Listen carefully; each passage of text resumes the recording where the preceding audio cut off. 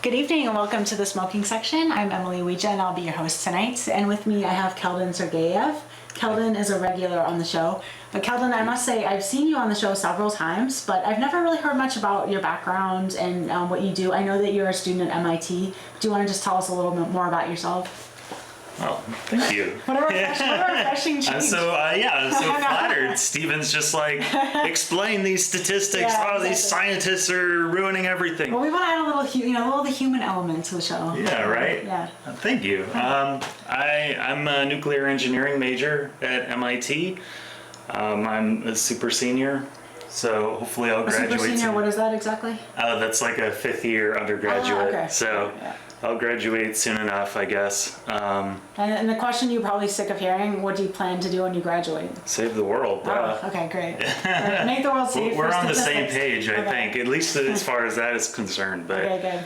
Yeah, I'm very interested in alleviating poverty and climate change with nuclear power. Great. I know you're very interested in nuclear energy. Right. I've heard you talking about that. That's great. Yeah. That's great. So I know you've been a frequent guest on the show because I know you have a lot to say about statistics, about the scientific method. And actually tonight we wanted to discuss a specific article, which is entitled The article, which has been much discussed and touched upon, but never actually discussed in depth. And this is actually called "Science Isn't Broken," and the subtitle is "It's Just a Hell of a Lot Harder Than We Give It Credit For," which is an intriguing title. And I know that, and I read this article. It mainly centers on the concept of p-values in scientific reporting in journals. Is that correct? That's correct. Yeah. Do you want to just explain a little bit about what p-values are?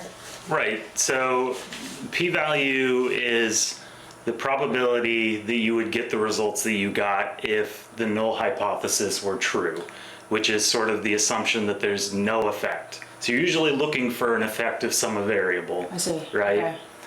And in order to show that there's an effect of the variable, you show that it would be highly improbable that you would record the data that you did if there were no effect. I see. Okay. So does this mean actually that someone needs to have a certain hypothesis in mind when they start an experiment, or does that not matter? It's very insightful that you brought that up. You should start the experiment with a hypothesis in mind before you do anything.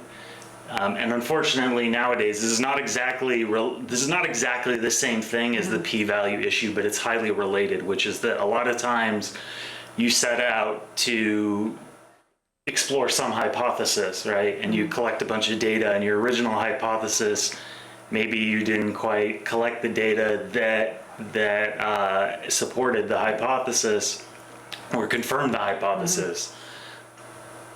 And so you come up with a different hypothesis that the data does support. You are technically supposed to, the requirements for statistical significance are technically supposed to become more restrictive the more hypotheses you look at. Oh, I see. Okay. So if you had two, then the requirement for statistical significance would actually go down. I see. Or the requirement would be more stringent. Would narrow, basically. Right. Yeah, and so the p-value, which is that probability, it would have to be even more improbable that you found those results. I see. Now, unfortunately, you are not required to say necessarily how many hypotheses you tested. Oh, interesting. Okay. Right? I mean, nobody can force you to. Right. I would think that would be the first requirement of an experiment. That's interesting that that's not actually a requirement. I mean, just because you think that the basis on which the experiment is done would be the most crucial factor. Absolutely, yeah. I mean, obviously, if I publish any research, and I'm going to say how many different hypotheses I looked at, but who can force you to? Only the other people on your team. And if you're the only one analyzing the data, as is sometimes the case, because different people on experiments have different strengths, and maybe you're the person who handles the statistics, maybe you come to your team the next day and say, hey, the original hypothesis we entertained isn't we can't support it with this data, but there's this other hypothesis that's pretty close that we can. They might not ask too many questions, unfortunately. So the goal is, I'm making it sound much worse than it is. This article, right, is saying, you hear a lot more about these cases, the bad cases, right? Right.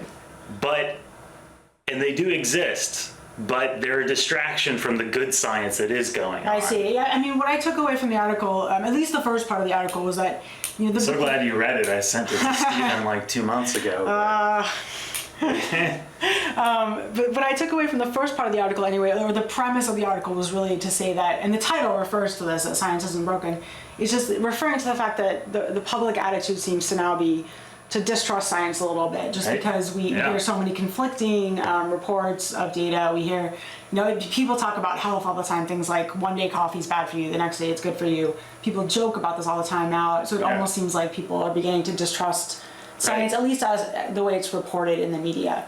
So this article really just attempted to explore that and actually defend the hypothesis, if you will, that science isn't broken. It's just more complicated than we know, that most people are aware of. Right. I mean, so I think one of the misunderstandings here is that measurement is stochastic in nature. So you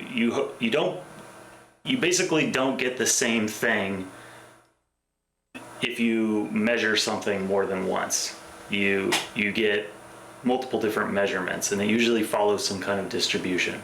So if we take a sample of 10 people that smoke, and we take a 10-person sample from the population, we take it at random.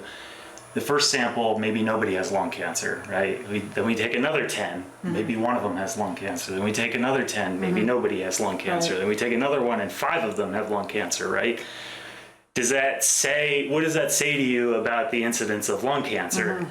Nothing, no one sample necessarily says a whole lot, but it's a collection of these samples that you get a statistic from, right? So, but this is true of studies as well. So an entire study can come up with a result that's spurious, right?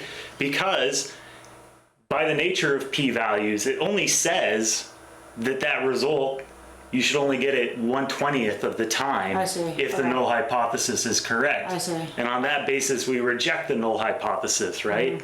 But maybe it's actually just the 1 out of 20 times that you got that result and the null hypothesis was true. Right. You would need more than one study to say that.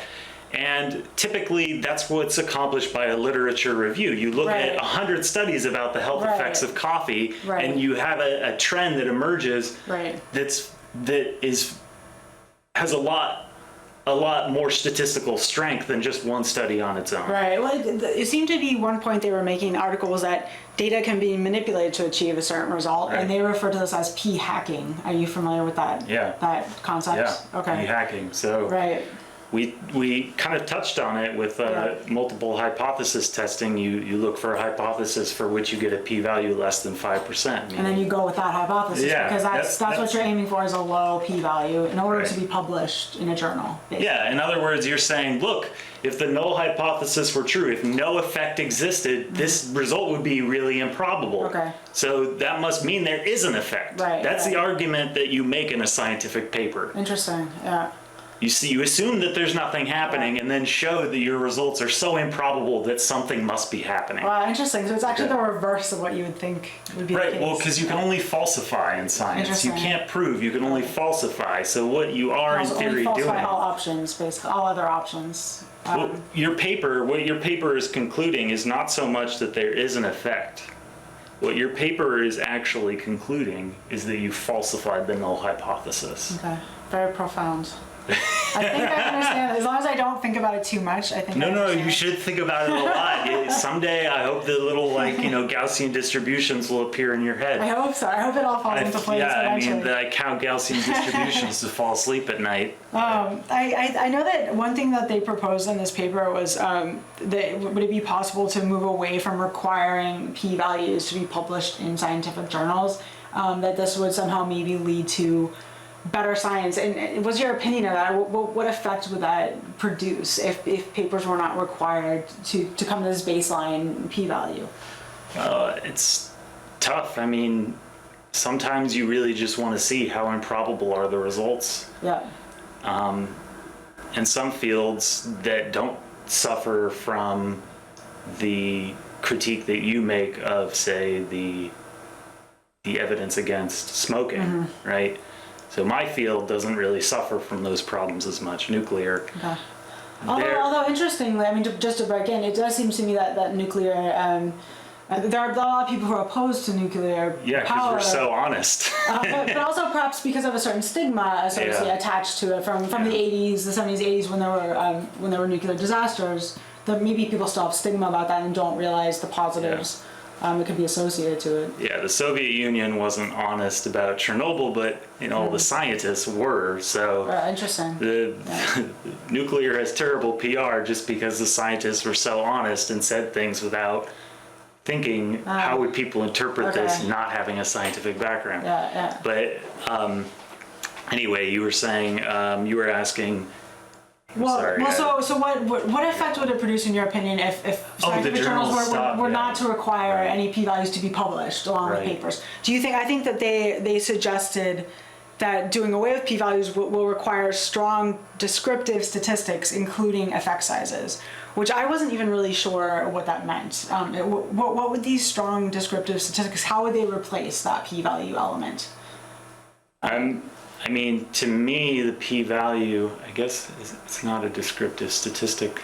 It's interesting. I think it would require the reader to do a lot more work. Now, that's not necessarily a bad thing, but, I'm already doing that work in another way, which is just one p-value doesn't persuade me of anything. You're going to have to show me multiple reports, including some that don't come to that same conclusion, right? Yeah. So if all of them come to this conclusion and they come to this conclusion in remarkably the same way, or they have the exact same probability, it starts to look like something's wrong, right? So in order for the null hypothesis to truly be false, you would expect there to be some studies that support the null hypothesis. Oh, interesting. Okay, so that's something that you actually, as a scientist, look for. I would rather than that, instead of the option that you're suggesting where we just not publish p-values, I would rather we just published more papers that had, didn't have any sort of p-value requirement on them at all. Oh, so interesting. Okay. I would like to see more papers that don't reject the null hypothesis. They say, hey, we did this experiment and guess what? As far as we can tell, there's no effect. I see. Right? I think that would be very interesting, but do you think that we haven't gone into much yet about the economics and finance of science, but do you think that that's a difficult thing to do just because there might not be enough resources in science now to grant those kind of experiments taking place? Do you think that's an issue? Yes. Okay. And unfortunately, I would say I would rather that the pace of scientific progress were simply slower and we made better use of the money we currently have. Interesting. Yeah. But I know people who are dying of diseases, that's a really tough pill to swallow to say, we're going to move slower, right? So in light of the struggle that those people face, I'm not terribly confident in the conclusion I'm giving you right now. I'm not wedded to the notion I could be convinced otherwise, but my current thinking is we just need to use the money we currently have better and accept a slower, more methodical pace of science. I see. Well, how much, this might be a very basic question, but how much, I don't really understand how papers that are published in scientific journals actually affect, the real world application of scientific techniques. So for instance, people who have diseases, how much are they actually affected by what goes on in scientific journals? And it might be a strange connection. They are, honestly. Because unfortunately, I only know health and the politics of health and the science of health insofar as radiation is concerned. So I don't know in general how it would affect patients. For instance, we have data that shows a link between exposure to radiation and increased risk of cancer, right? And that's the data that we base our our legal limits of radiation exposure on. However, we also have data saying that below a certain limit, you aren't affected by radiation at all. There's sort of like there's sort of a natural background level that either doesn't affect you or a little bit does in fact help you. But in spite of an accrual of evidence to support that conclusion, we're sticking with the original conclusion, which is called the linear no threshold hypothesis. In other words, the current doctrine is any amount of radiation is bad for you, and we've just stuck with that.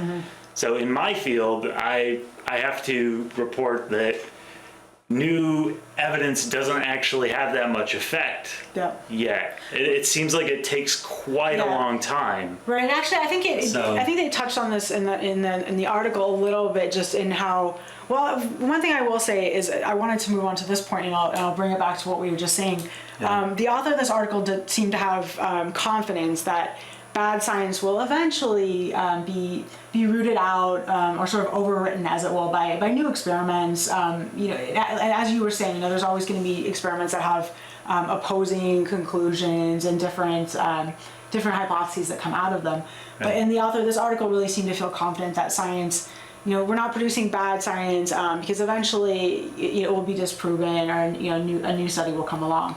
But on the other hand, it was also mentioned that scientists are human and can unconsciously tip the scales in their experiments because of their own preconceptions, and that's something that we talk about a lot with anti-smoking research and science. And I think the public has been so influenced by research that they've seen that states that secondhand smoke is harmful at any amount, for instance. That I wonder how much scientists are actually influenced by that kind of thing. Do you think that the public policy is also being affected just by the fact that there's been bad science out there that's never going to be replaced by so-called good science or better science? Well, that might have been too much all at once. Sorry about that. No, I appreciate it.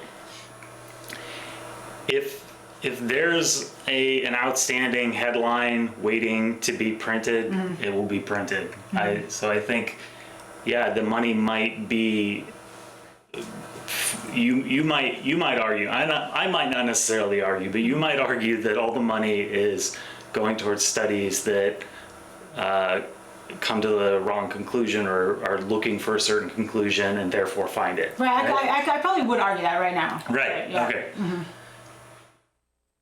If that conclusion that they're coming to is truly false, you should be able to find that in the data. And don't you believe that would be really shocking if somebody found it? Some scientists could make a name for themselves by discovering that.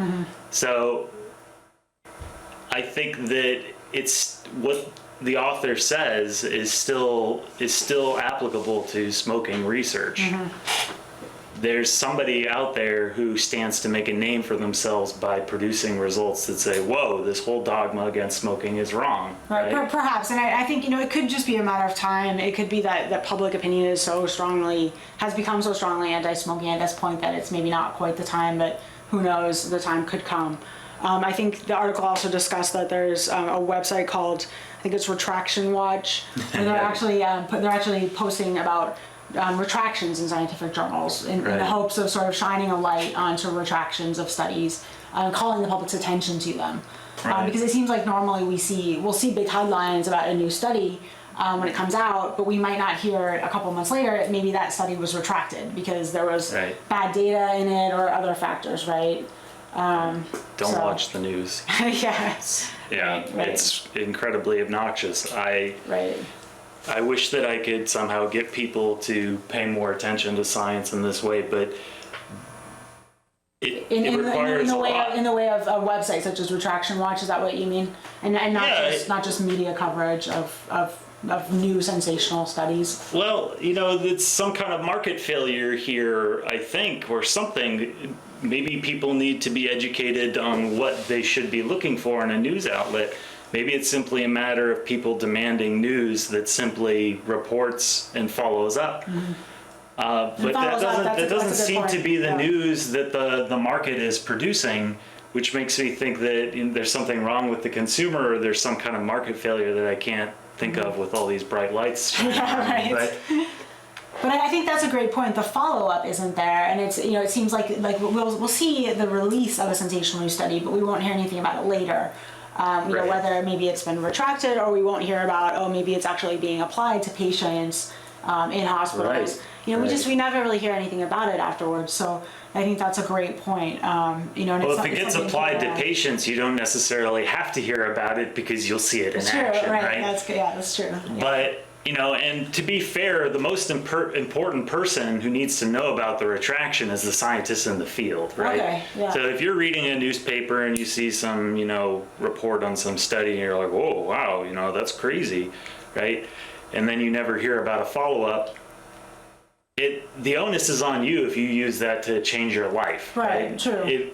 You should probably wait until if you're actually considering taking these results and applying them to your personal life. So, for instance, you should probably look into it more. If you see a study that says coffee's bad for you, for instance, and you decide, well, I'm going to give up coffee because of that. Right? Yeah, it's a little premature. Right. And if you are at the point at which you would allow a study to cause you to change your life in that way, then I think that it behooves you to look more into the other studies on the subject, and then you'll find that there's actually a lot of studies going both ways, and it's going to take a little bit more careful of an analysis to figure out which one overall wins over. Right. I drink coffee and I'm undecided, but I haven't really looked into it. I know that there's studies that support both ends. Right. And if, tomorrow I decide today's the day I'm going to figure out whether or not I should drink coffee, then I'm going to look at a lot of different papers. That makes sense. But the most important thing as far as multiple papers and retractions are concerned is that the scientists in the field hear about it, because they're the ones who are going to design the experiments. Okay, all right. The next few experiments, and you can be sure that they know. Mm-hmm. There's no scientist who's reading a journal who's not really aware of the papers that right are being retracted. If they don't find out by looking, some other scientist is going to be surprised that they didn't. That makes sense. But what about the influence of science then on public health, on public policy? If we're using scientific studies in part to justify certain restrictions on adult behavior in our society, then isn't there also an onus on us as citizens to also know, to be informed about the nature of science, and that perhaps science is not broken, but it's not as easy as we think it is. It's not as black and white as we think it is. That's the difference between you and Steven. He'd probably just say it was broken. And okay. Yeah. Well, I don't know. I'm undecided. I truly don't know. But I did. Okay. So you make a very, very good point, which is that it's not just the parties in this game are not just people who are reading studies and scientists reading study. There's a third party, which is politicians and lawmakers reading these studies. Well, if you ask me, I think that we ought to make more policy based off of science, not less. Interesting. I've heard you say that before on the show, actually, I think. Right, yeah. My friends and I, we joke about, what year do you think it'll be before 30% of public decisions are made with data in mind? It's 2050 maybe? Because to us, it seems like most of the decisions are made without regard to the data. Right. So any movement in that direction would be like an improvement to us. Right. That does mean that politicians need to have some kind of qualifications to judge the data, right? It means that you can't just elect lawyers and who have no knowledge of statistics to public office anymore. Well, we also can't just be cherry picking data because we have certain preconceptions or because we have ulterior motives, which I could argue is what has happened with anti-smoking legislation. Is that anti-smoking lobbyists have pushed certain cherry-picked statistics and data in order to influence public policy. So it's very complicated. It's complex, and I appreciate your point that that real data, real nuanced, balanced data could be used to positively influence public policy. But we have to be very careful that certain lobbyists are not just using data as a crutch or something to prop themselves up.